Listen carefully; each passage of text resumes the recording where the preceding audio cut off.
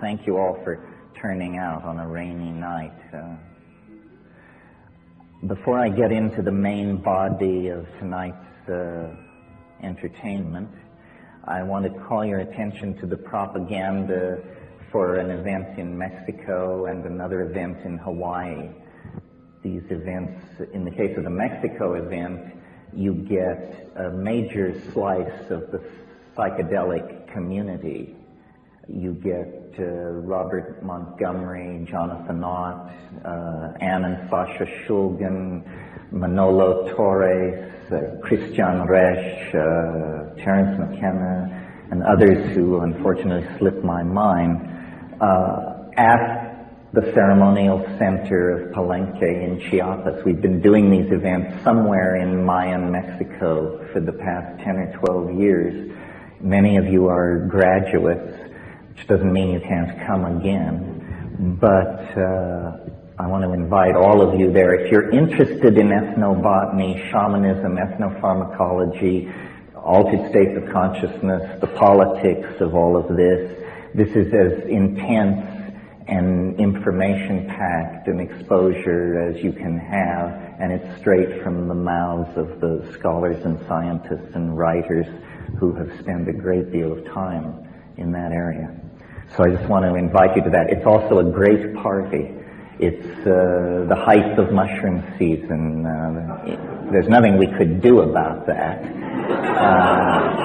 So you just are on your own.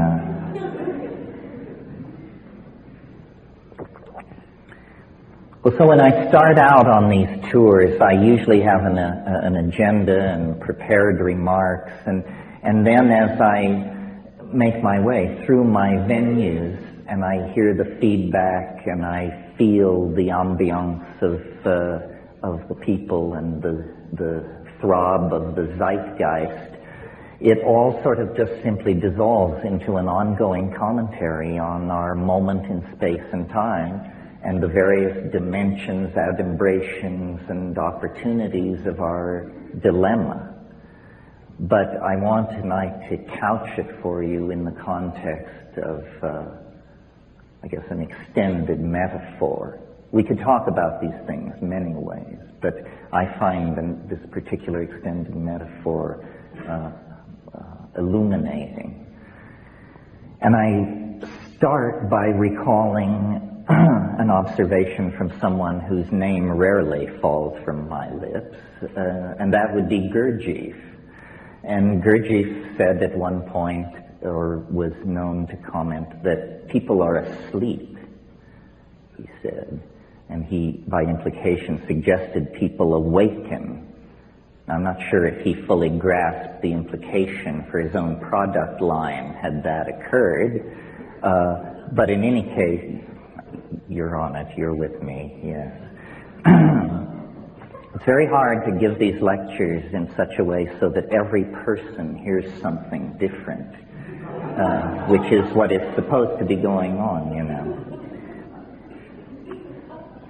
Well, so thinking about this comment that people are asleep, I see several implications. I ask myself, what is awake in my own notion? And I thought to myself, awake is, for me, awake is where the laws of physics are fully operable. You know, hurled objects shatter, electricity shocks, I cannot fly.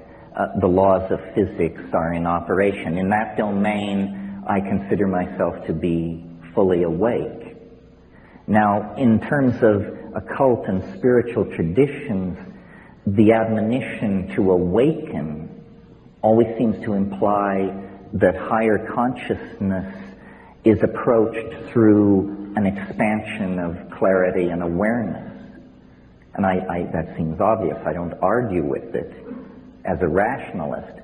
But as somebody who has run the edges, I've noticed something somewhat counterintuitive to that teaching. And it's this. It's that to contact the cosmic giggle, to have the flow of casuistry begin to give off synchronistic ripples, white caps in the billows of the coincidental ether, if you will.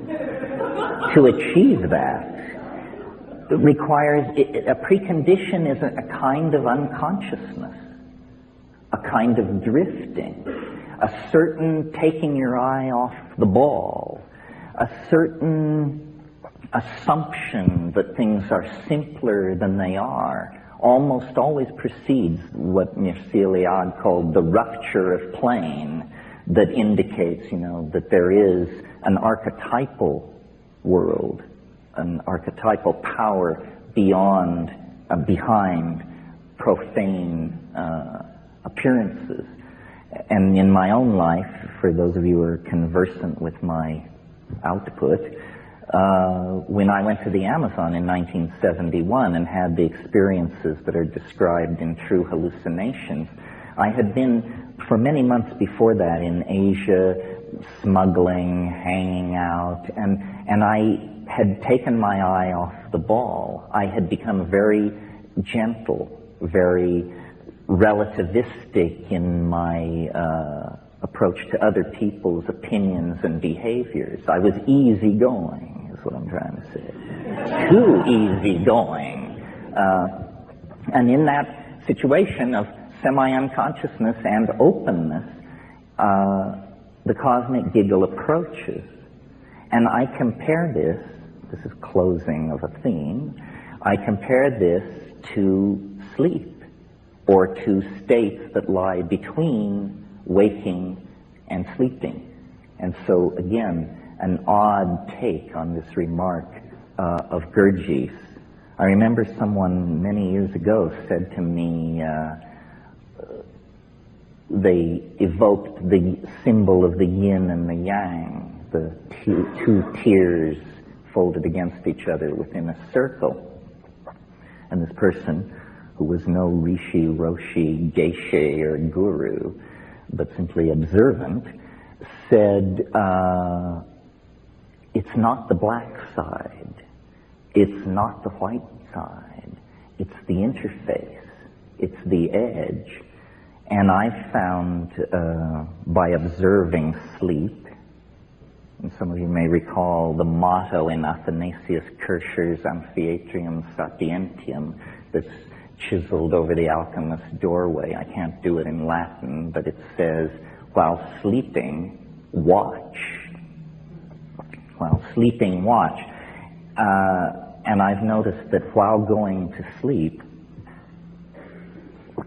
there is a barrier, a place in the process of going to sleep that is like a mercurial edge. It's a river. It's a zone of hypnagogia. You often pass through it post-orgasm.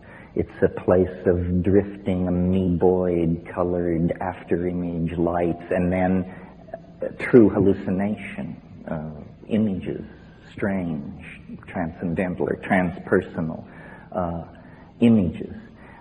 Well, so far in the context of pursuing this extended metaphor about sleep, I've talked basically, essentially about the individual's relationship to the concept, to the fact. But there's also a social or a political, a species-wide implication. It occurs to me that at any given moment, because of the way the planet is as a thing, some considerable percentage of human beings are asleep, always, and many are awake. And so if the world soul is made of the collective consciousness of human beings, then it is never entirely awake. It is never entirely asleep. It exists in, I guess you can hear me. It exists in some kind of indeterminate zone. And this, to me, is the clue to understanding something that is personally fascinating to me. And it revolves around why people believe such weird things. And why either as a consequence of the approach of the millennium or the breakdown of traditional values or the density of electromagnetic radiation, or for some reason, a balkanization of epistemology is taking place. And what I mean by that is there is no longer a commonality of understanding. I mean, for some people, quantum physics provides the answers. Their next-door neighbor may look to the channeling of archangels with equal fervor. I mean, if this is not a balkanization of epistemology, I don't know what it is. It is accompanied by a related phenomenon, which is technology, or the historical momentum of things is creating such a bewildering social milieu that the monkey mind cannot find a simple story, a simple creation myth or redemption myth to lay over the crazy contradictory patchwork of profane techno, consumerist, post-McLuhanist, electronic, pre-apocalyptic existence. And so into that dimension of anxiety created by this inability to parse reality rushes a bewildering variety of squirrely notions. Epistemological cartoons, if you will, and conspiracy theory, in my humble opinion, I'm somewhat immune to paranoia. So those of you who aren't, gaze in wonder. Conspiracy theory is a kind of epistemological cartoon about reality. I mean, isn't it so simple to believe that things are run by the Greys and that all we have to do is trade sufficient fetal tissue to them and we can solve our technological problems? Or isn't it comforting to believe that the Jews are behind everything, or the Communist Party, or the Catholic Church, or the Masons? Well, these are epistemological cartoons. It's, kindergarten stuff in the art of amateur historiography. I believe that the truth of the matter is far more terrifying. That the real truth that dare not speak itself is that no one is in control. Absolutely no one. You don't understand Monica, you don't understand Netanyahu. It's because nobody is in control. This stuff is ruled by the equations of dynamics and chaos. Now, there may be entities seeking control, the World Bank, the Communist Party, the rich, somebody others, but to seek control is to take enormous aggravation upon yourself. Because this process that is underway will take the control freak by the short and curly and throw them against the wall. It's like trying to control a dream, you see.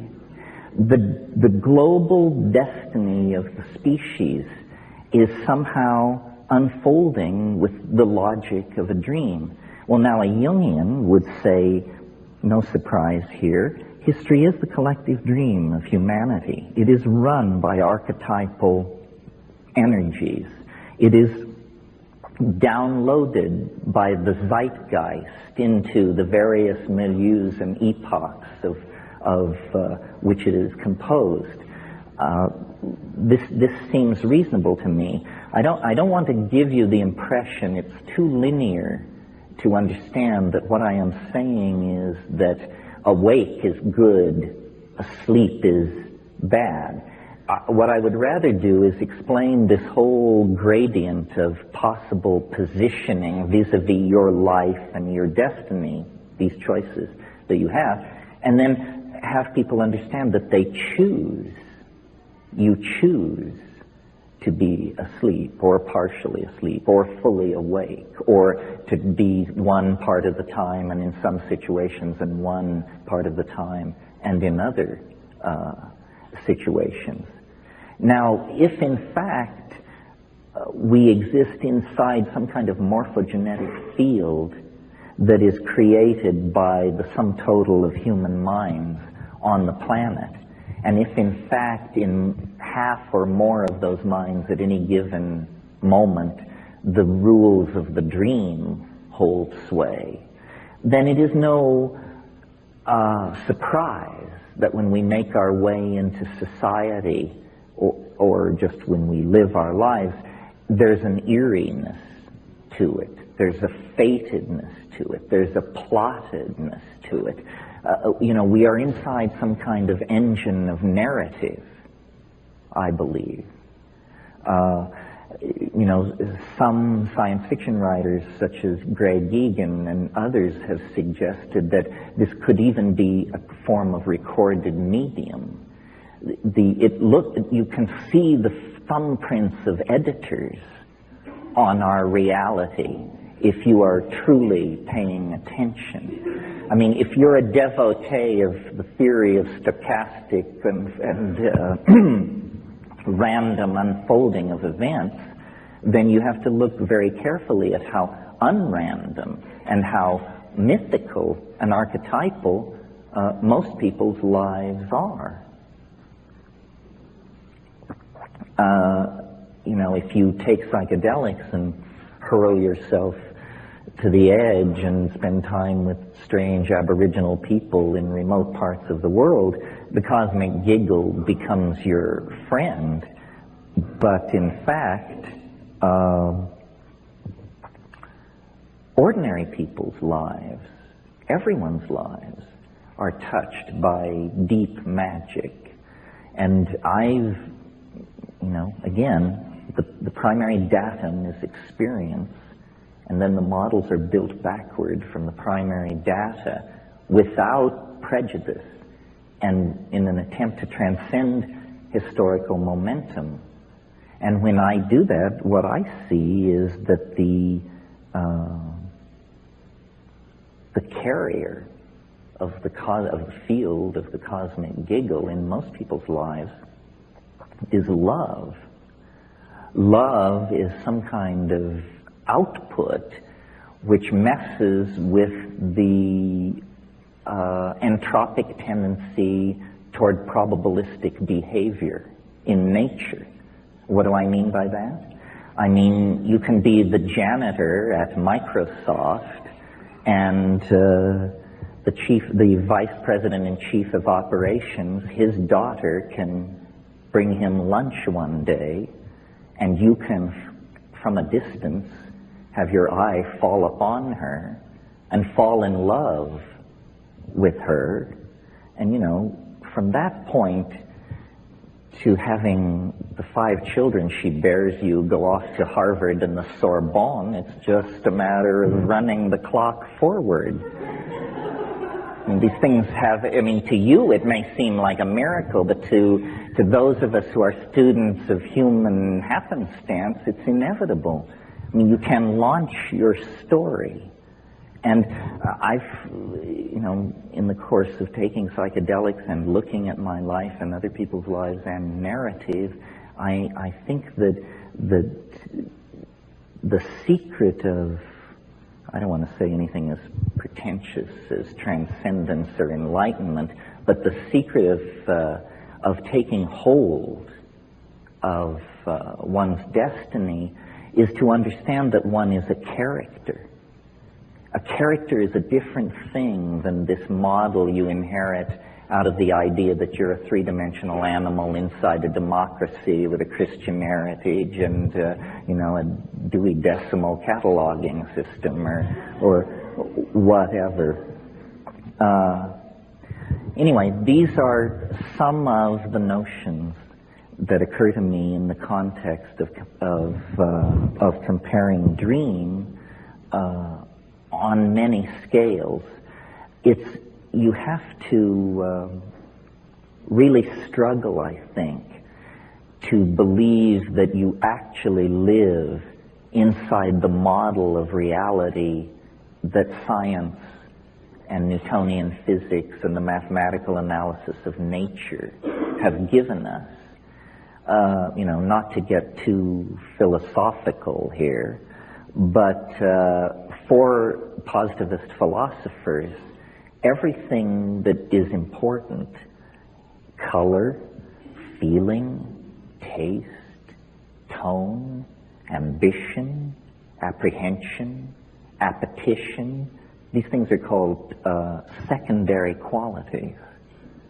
In other words, they're peripheral. They arise at a lower level of understanding. They are somehow determined by the presence of the animal body and hence dismissible by a theory of pure abstraction, which says, what is real is spin, charge, angular momentum.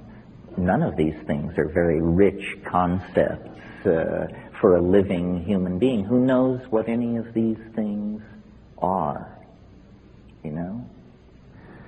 So,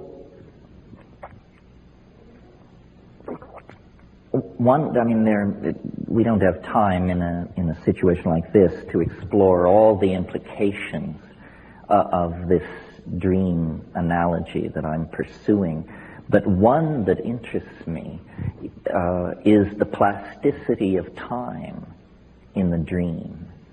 And I think I would argue, as the devil's advocate, that it is the plasticity of historical time and the acceleration, the sense of an out-of-control spin up or spin down into new domains of possibility, that is the strongest evidence present at hand that we are in some kind of dream. I've struggled my whole life with, I've always believed, or I've always felt the power of the statement, the world is made of language. But of course, you think about this proposition for 30 seconds, and the question that arises then is, if the world is made of language, then why isn't it the way I want it to be? Why does it have it has its own raison d'etre, even if it is language? Well, I think it's appropriate to speak of this to an audience as digitally sophisticated as I assume you must be. I think the primary insight that has been secured here at the end of the 20th century, the primary contribution of 20th century thinking, if you will, is to have understood finally that information is primary, that this world, this cosmos, this universe, this body and soul are all made of information. Information is a deeper and more primary concept than space, time, matter, energy, charge, spin, angular momentum. The world is made of language. The implication for the digerati is that reality can therefore be hacked.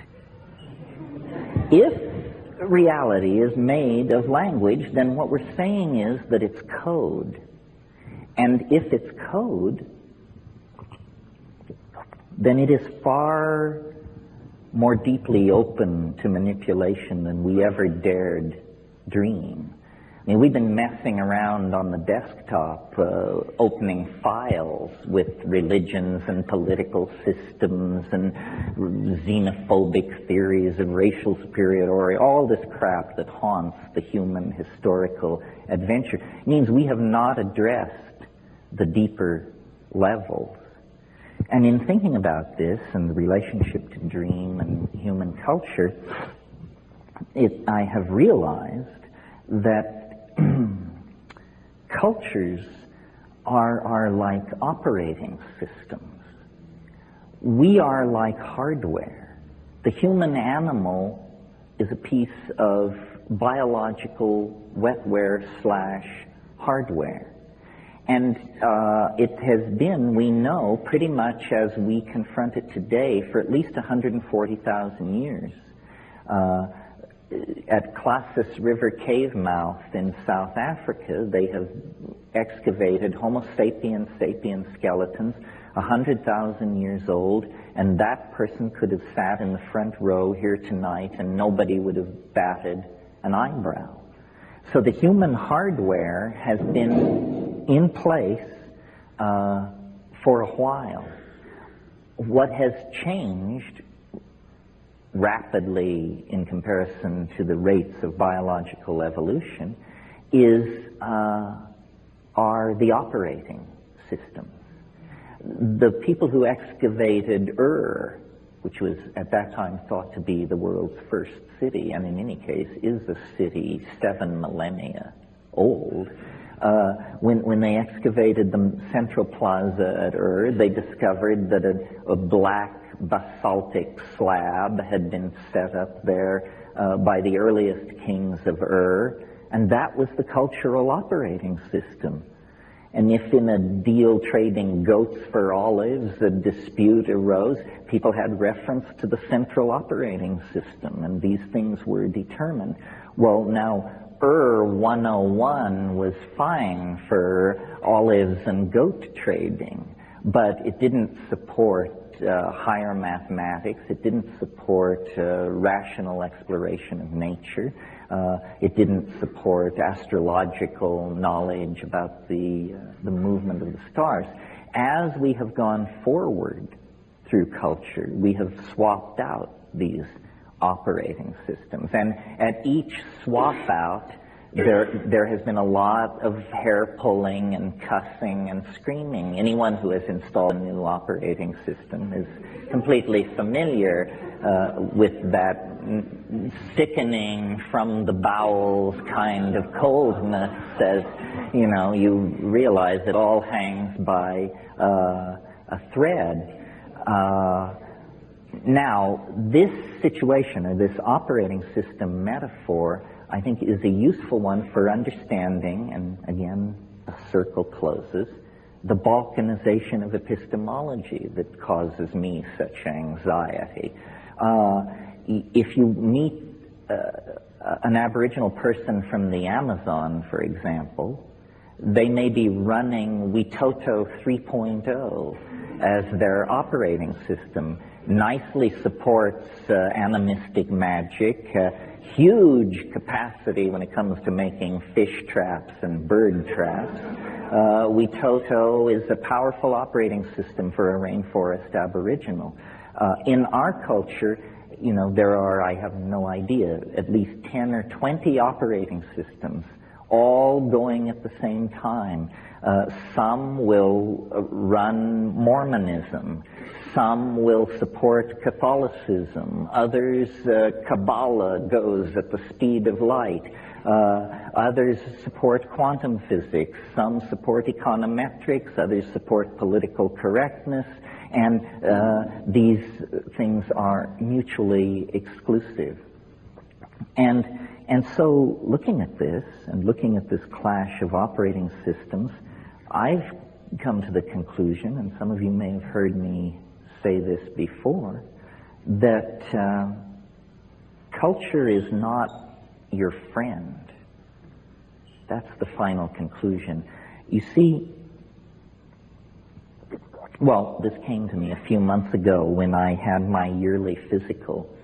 And as I was buttoning up, my doctor said to me, he said, in the 19th century, most people your age were dead.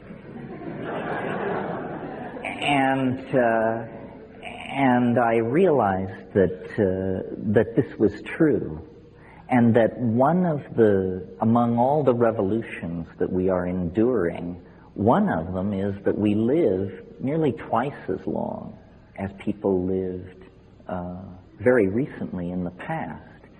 Well, culture is a kind of neoteny.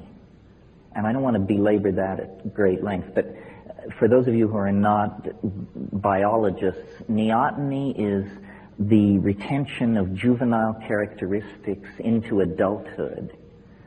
It's used to describe animal behavior. For instance, I'll give the most spectacular example of neoteny.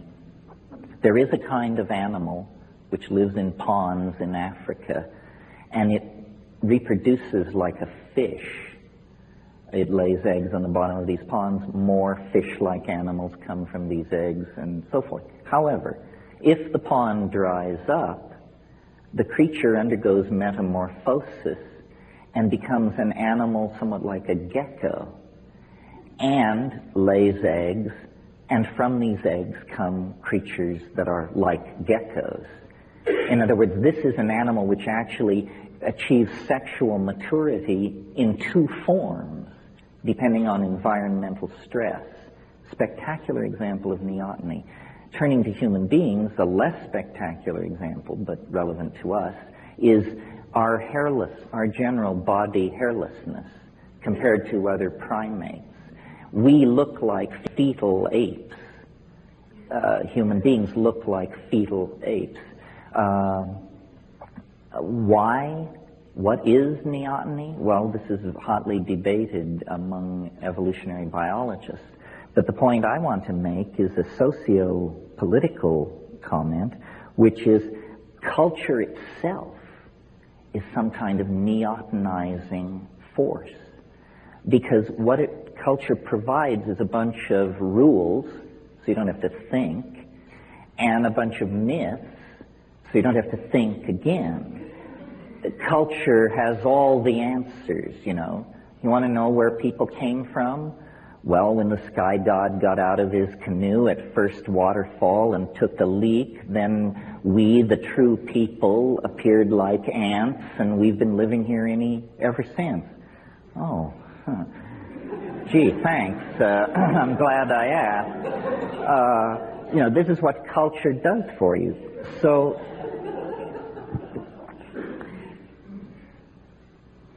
but now technology throws a curve. And the curve is that we live so long that we figure out what a scam this is. We figure out that what you're supposed to work for isn't worth having. We figure out that our politicians are buffoons. We figure out that professional scientists are reputation-building, grab-tailing weasels. We discover that all organizations are corrupted by ambition. You know, you get the picture. We figure it out. Well, then, as intellectuals, and anybody who figures it out is an intellectual, believe me, because they're slinging the programming to push you the other way. So then intellectuals, defined as people who figure it out, discover that you are alienated. That's what figuring it out means. It means you understand that the BMW, the Harvard degree, this whatever it is, that this is all baloney and manipulated and hyped, and that mostly you have a bunch of clueless people who are figuring out which fork they should use.